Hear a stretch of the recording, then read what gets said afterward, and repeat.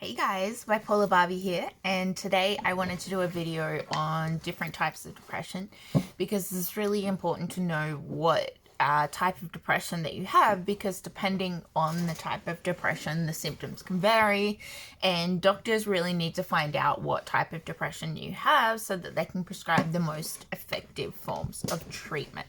So this information is a mixture from the diagnostic, the DSM-5, the diagnostic manual that psychiatrists use, as well as some Australian mental health websites and organizations like the Black Dog Institute, Beyond Blue, Better Health, things like that.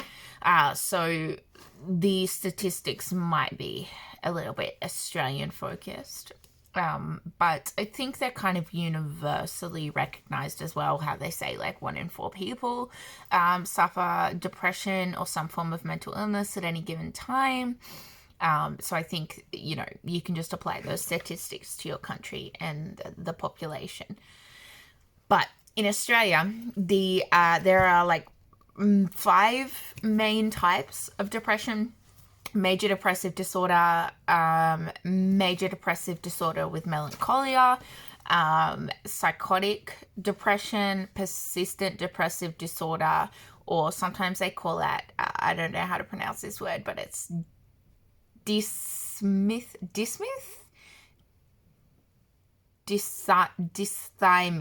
disorder is sometimes what they call it, but we'll just call it persistent depressive disorder.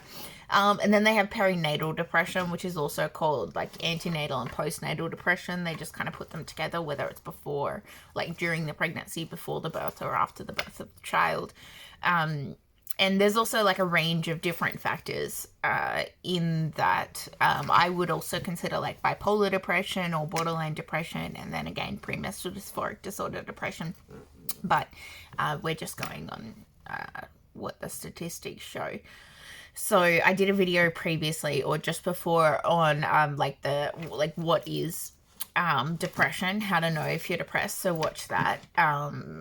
But just generally, there's a lot of different factors that can cause depression, whether it be biological, like your brain chemistry, your genes, your personality traits, or they can be like life events, like trauma, especially childhood trauma, long-term stress, and like a combination of any of these factors. And I might do a video later on the causes of depression. But I just wanted to focus on the 5 main types of depression that people suffer that are quite like differentiated. So I guess you start off with major depressive disorder, which is the most common form of depression in Australia, and I assume that's the same worldwide.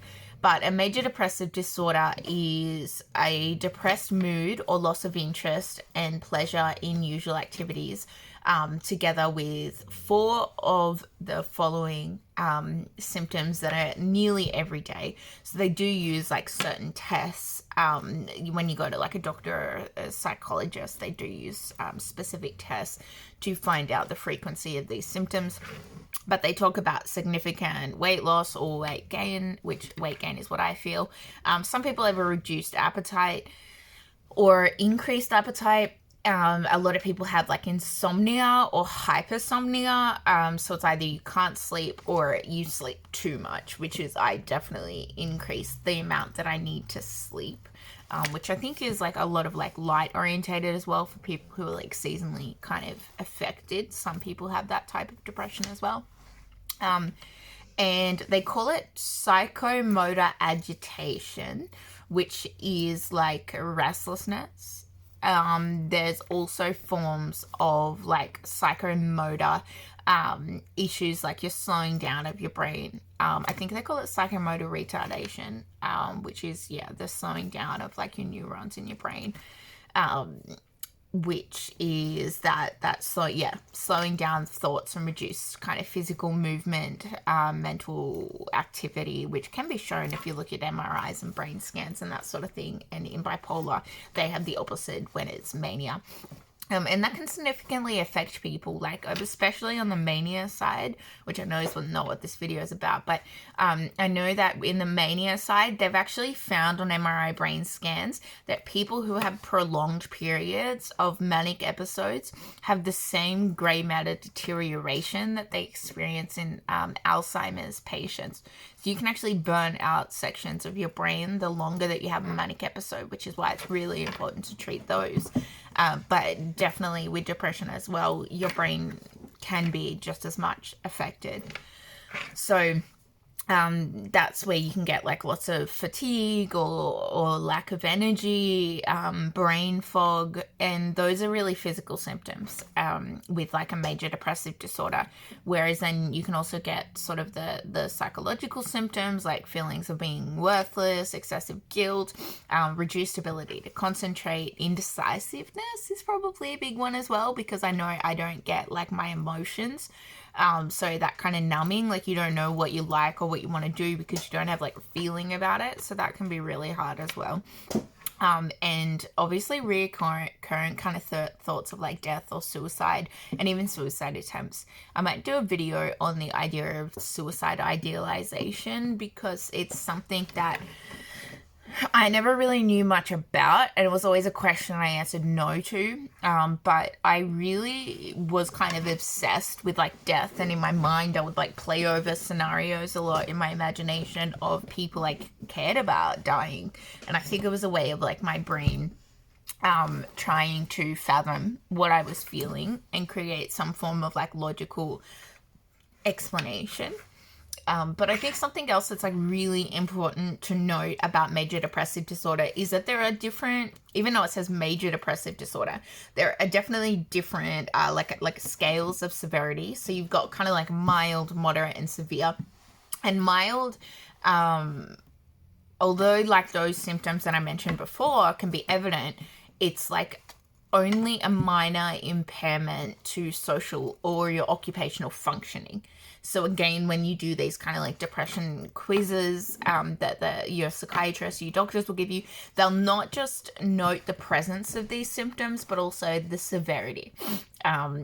So then you go into, I guess, like moderate, where like self-explanatory, it's in between mild and severe.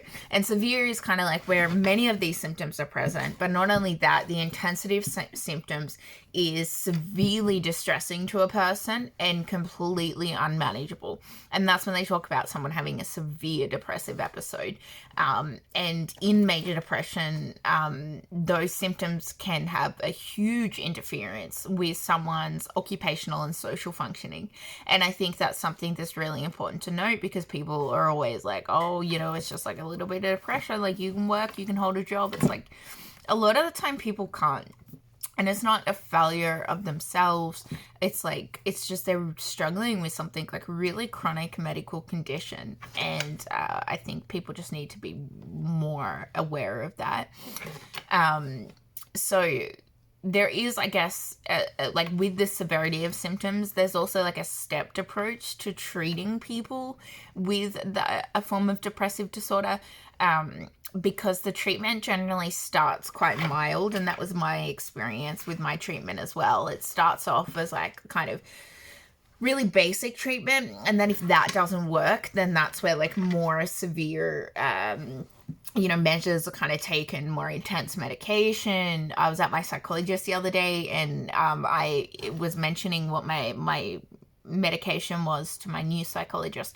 He's like, oh, I haven't heard of some of those medications. And I was like, well, yeah, they're kind of mood stabilizers and not just like basic depression. So he hadn't had that much experience with the medication for like next level crazy people. Like he just deals with a lot of basic sort of people when they have that entry level. God, that was like 10 years ago for me. But that entry into being mentally ill. So I guess now we'll move on to the second type of major depressive kind of disorder, which is like the melancholic features that they talk about, or melancholia. And that type of depression is usually very, very severe. It's marked by lots of lots of loss of pleasure in all of your activities, like almost everything that you do, inability to enjoy anything pleasurable, which really sucks. They actually call that anhedonia.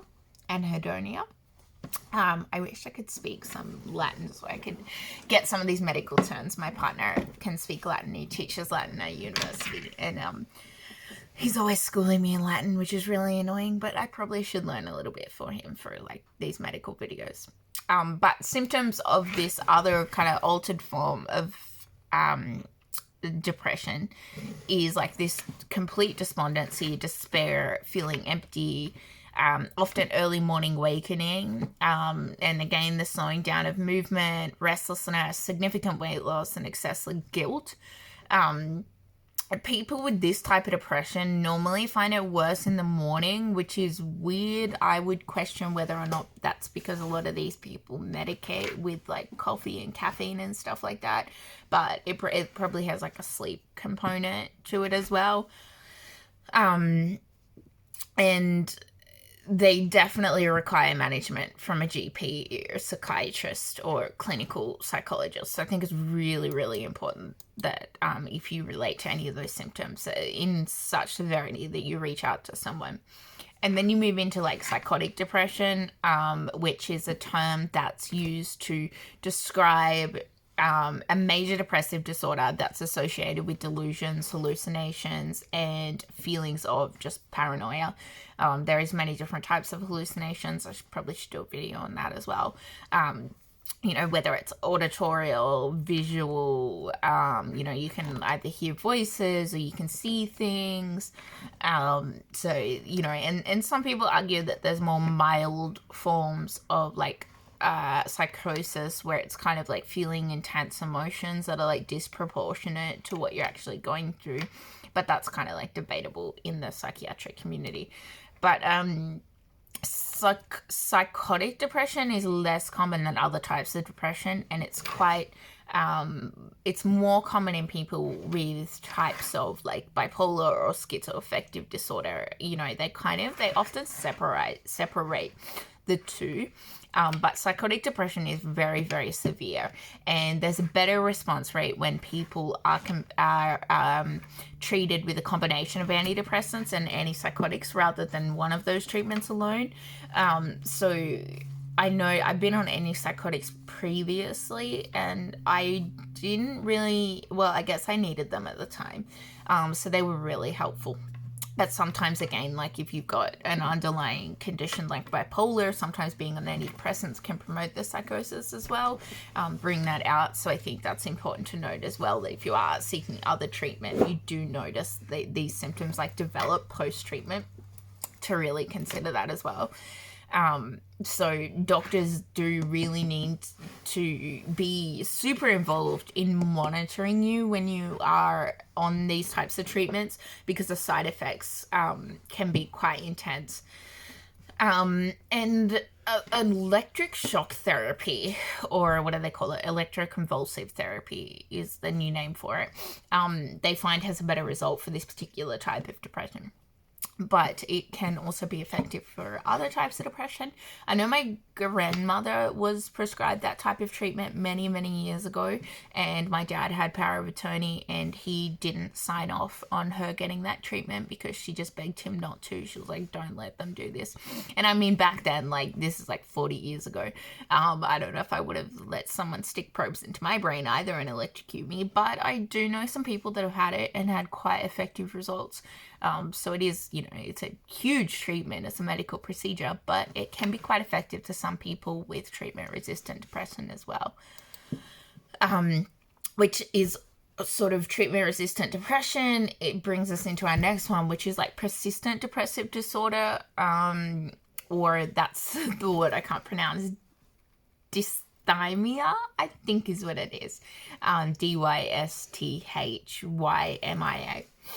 So I'll just call it PDD, persistent depressive disorder. It has similar symptoms to major depression, The main difference is that symptoms may be less severe, but go on for a prolonged period of time for like more than 2 years. So these symptoms have to have been present for like hugely long time. And people may not realize that they have this type of depression until someone else notices. So I think that's why it's important to watch my video that I uploaded before this one about the signs and symptoms of depression, because I do go into what things you might notice in other people.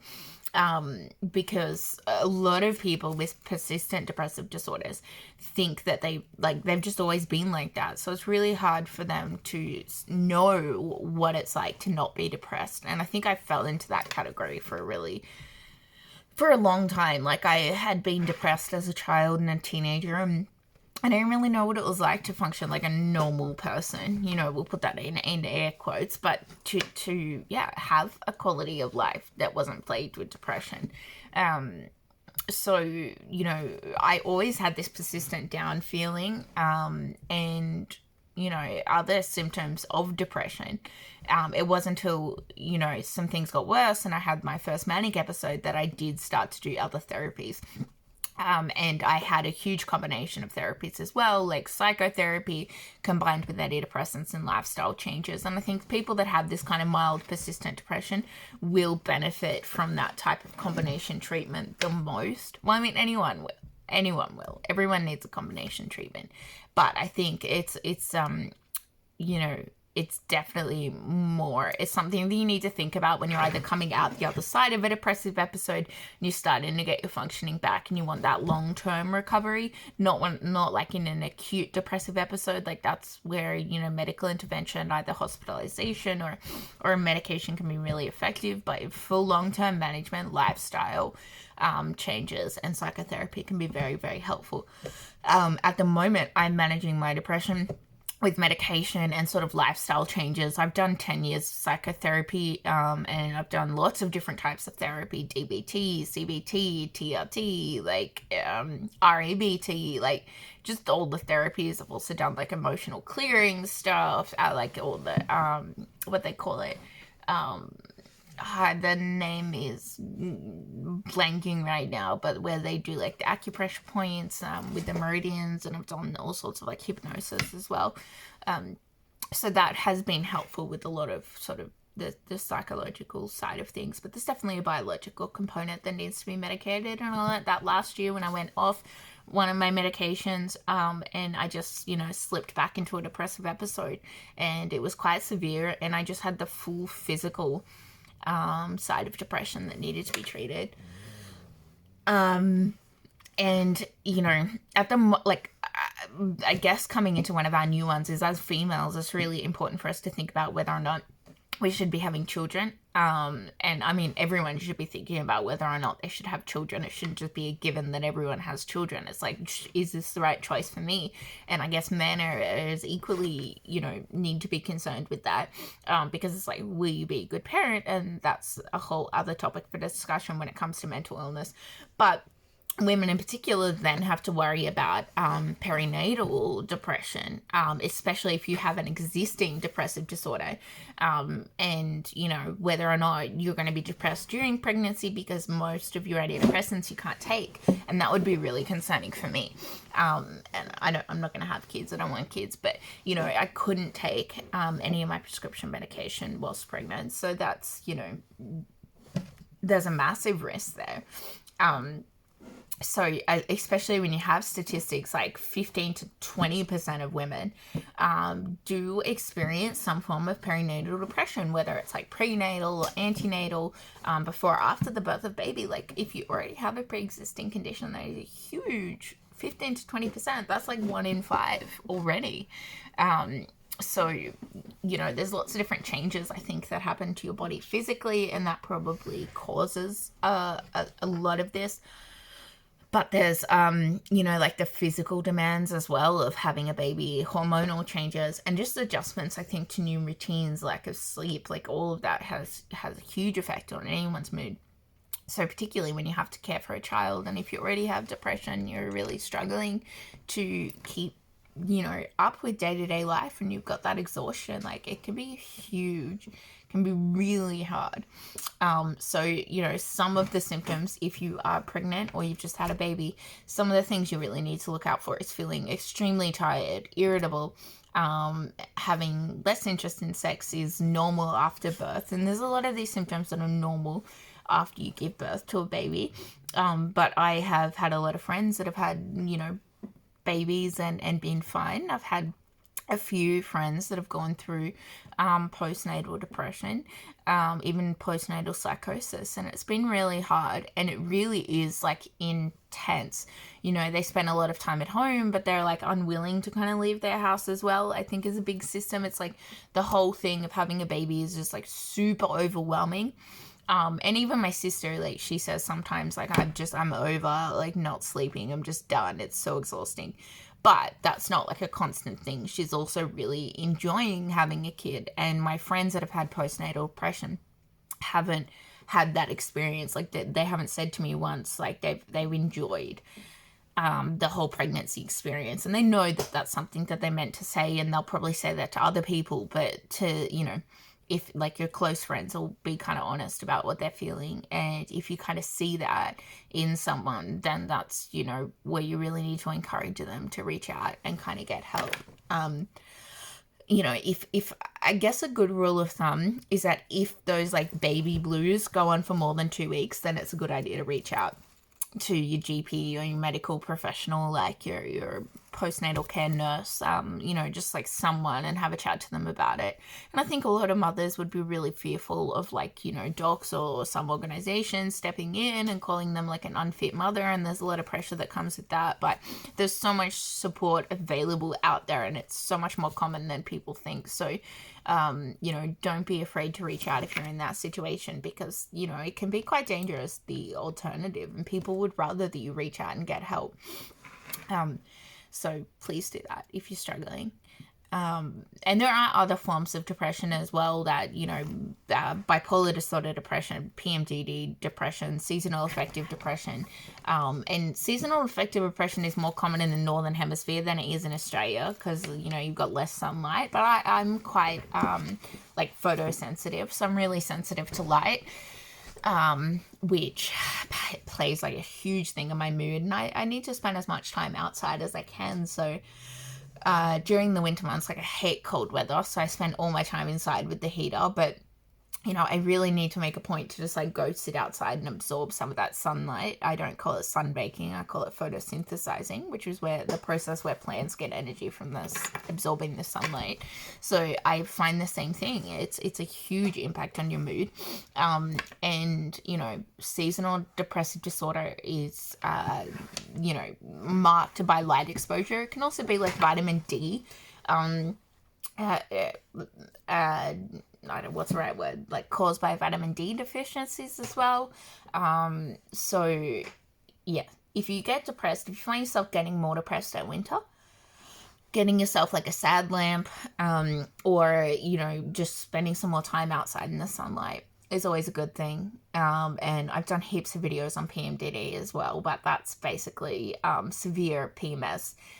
Symptoms are so severe that it interferes with, you know, how women can operate in daily life, and has like a cyclical relationship with your menstrual cycle. So it's attached just like the same time every month. It doesn't really change, and it's triggered by that. But it can be so destructive, and you know, you should watch some of my videos on that, because more people really need to understand PMDD, because it affects 1 in 10 menstruating women, which is huge. And it affects actually half of bipolar women as well. So there's definitely a hormonal change component that happens with bipolar women. So it's something that you need to look up and look into. And I'll do another video on like bipolar disorder. But I really hope that this video was helpful, and let me know what you think. Check out my links down below in the description to follow like my Instagram, my Facebook, subscribe to this channel, and check out my website or my OnlyFans account. And I'll see you guys soon in the next video.